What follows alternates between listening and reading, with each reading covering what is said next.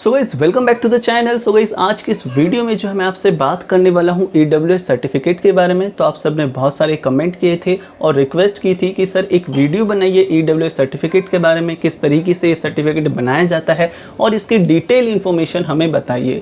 तो गाइस आज इस वीडियो में जो है मैं आपको EWS सर्टिफिकेट के बारे में ही बताने वाला हूँ। इसके लिए आपको कौन कौन से डॉक्यूमेंट्स रिक्वायर्ड होते हैं, इसके लिए कौन से स्टूडेंट्स एलिजिबल हैं, कितना टाइम लगता है इस सर्टिफिकेट को बनाने में, और आप ये जो सर्टिफिकेट ये कहां से बनवा सकते हो। तो जो कंप्लीट डिटेल इंफॉर्मेशन है वो आपको इस एक सिंगल वीडियो में मिलने वाली है। तो आपको बस करना इतना है कि आराम से बैठकर इस वीडियो को देखो सो दैट आप पूरी इंफॉर्मेशन ले सको। और अगर अभी तक आपने ये डॉक्यूमेंट नहीं बनवाया है तो अभी जाकर आप जो है बनवा सको वीडियो देखने के बाद में। हम सबसे पहले ये जान लेते हैं कि भाई EWS क्या है और इसका बेनिफिट क्या होता है। तो गाइस देखो, सबसे पहले EWS का मतलब होता है इकोनॉमिक वीकर सेक्शन। तो गाइस ये जो सर्टिफिकेट है ये उन स्टूडेंट्स को दिया जाता है जो ओपन कैटेगरी में आते हैं, यानी कि जो जनरल कैटेगरी में आता है।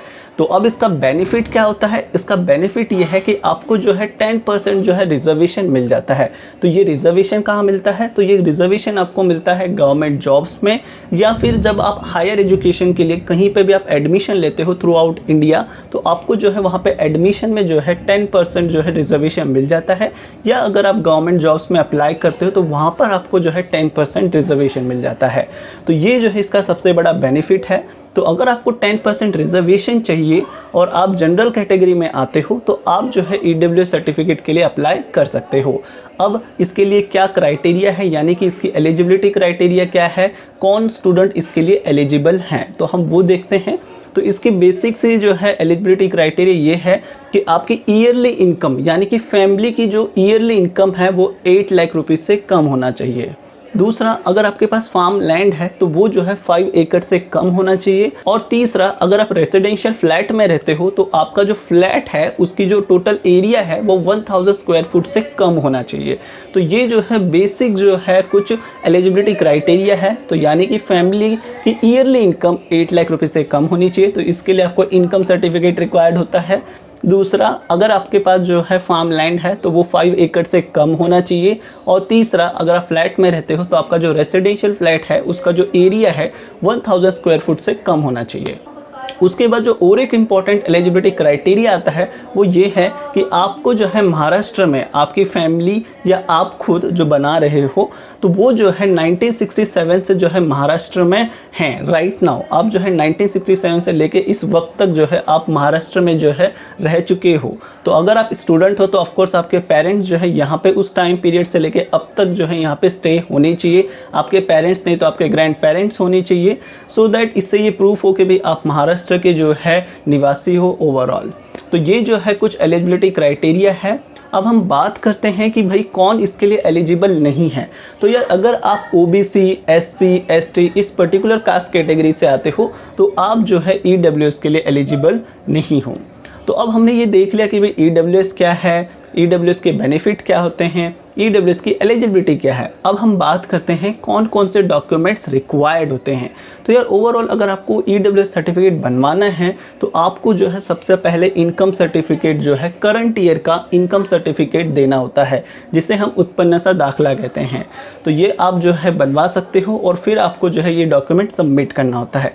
दूसरा जो डॉक्यूमेंट रिक्वायर्ड होता है तो ये जो है Aadhaar card, PAN card, voter ID, ration card. तो ये किसका रिक्वायर्ड है? जो भी कोई अप्लाई कर रहा है, अगर आप स्टूडेंट हो तो आपका जो है Aadhaar card, PAN card, voter ID, ration card, ये सारे जो डॉक्यूमेंट्स हैं ये रिक्वायर्ड होंगे। साथ ही में आपको जो है लाइट बिल भी अटैच करना होता है। अगर आप रेंट से रहते हो तो भी लाइट बिल अटैच करना होगा, और अगर आपका खुद का घर है तो भी आपको लाइट बिल अटैच करना होगा प्रीवियस 3 to 6 मंथ्स के। उसके बाद जो थर्ड डॉक्यूमेंट आता है वो है LC और बोनाफाइड ऑफ एप्लीकेंट, यानी कि आपकी स्कूल लिविंग जो सर्टिफिकेट है वो आपको रिक्वायर्ड होगा। अगर आपके पास वो नहीं है तो आप बोनाफाइड भी अटैच कर सकते हो। फिर जो फोर्थ डॉक्यूमेंट यहाँ पे रिक्वायर्ड होता है वो है 1967 पुरावा। 1967 पुरावा का मतलब ये है कि आपके जो पेरेंट्स हैं उनका जो है बर्थ सर्टिफिकेट आपको रिक्वायर्ड होगा, जिसमें लिखा हो कि भाई 1967 से लेके अब तक जो है उनका जो जन्म है वो ये प्रूव करे कि हाँ भाई आप महाराष्ट्र में इतने टाइम से रह रहे हो, या आपके पेरेंट्स का स्कूल TC भी जो है चल जाएगा। तो ये है कुछ पर्टिकुलर रिक्वायर्ड डॉक्यूमेंट जो आपको ज़रूरत होगी। उसके बाद नेक्स्ट क्वेश्चन ये आता है कि भाई कितना टाइम आपको लगेगा, हाउ मच टाइम। तो नॉर्मली जो है EWS सर्टिफिकेट को बनवाने के लिए आपको जो है मिनिमम 15 डेज और मैक्सिमम जो है 1 मंथ का टाइम जो है आपको लग जाता है। तो गाइस अब नेक्स्ट क्वेश्चन ये आता है कि भाई ये सर्टिफिकेट हमें कहाँ से मिलेगा, हम कहाँ से बनवा सकते हैं। तो नॉर्मली आप ये सर्टिफिकेट जो है तहसीलदार ऑफिस से बनवा सकते हो, आपके नियर बाय SDM ऑफिस से बनवा सकते हो, और सबसे इजी वे जहाँ से आप बनवा सकते हो है आपले सरकार, जिसे आप माही सेवा केंद्र कहते हो।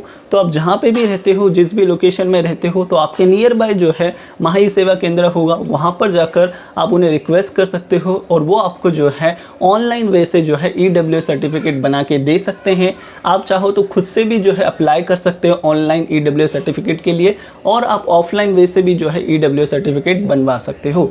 तो गाइस ये था कंप्लीट टोटल इन्फॉर्मेशन कि भाई EWS क्या है, उसका बेनिफिट क्या है, क्या एलिजिबिलिटी है, क्या डॉक्यूमेंट्स रिक्वायर्ड हैं, कितना टाइम लगता है और कहाँ से आप EWS सर्टिफिकेट बनवा सकते हो।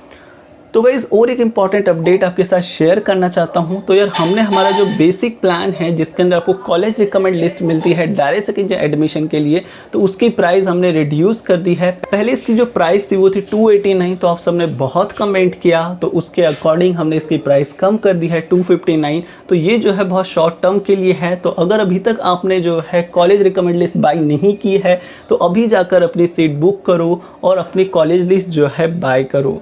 तो गाइस और भी प्लान है लाइक प्रोफेशनल प्लान, जिसमें आपको कंसल्टेंसी मिलती है, कंप्लीट गाइडेंस मिलता है DSC एडमिशन को लेकर, उसमें आपको कॉलेज लिस्ट भी मिल जाती है जो कि नियर बाय 499 रुपीज़ का है, जो कि मोस्ट वैल्यू एडेड पैक है। उसके बाद जो आता है वो है एडवांस प्लान। तो इसके अंदर हम आपको कंप्लीट गाइड करते हैं कि भाई किस तरीके से ऑप्शन फॉर्म फिल किया जाता है, क्या आपको करना चाहिए, क्या आपको नहीं करना चाहिए, कैसे आपको एक अच्छी कॉलेज मिल सकती है।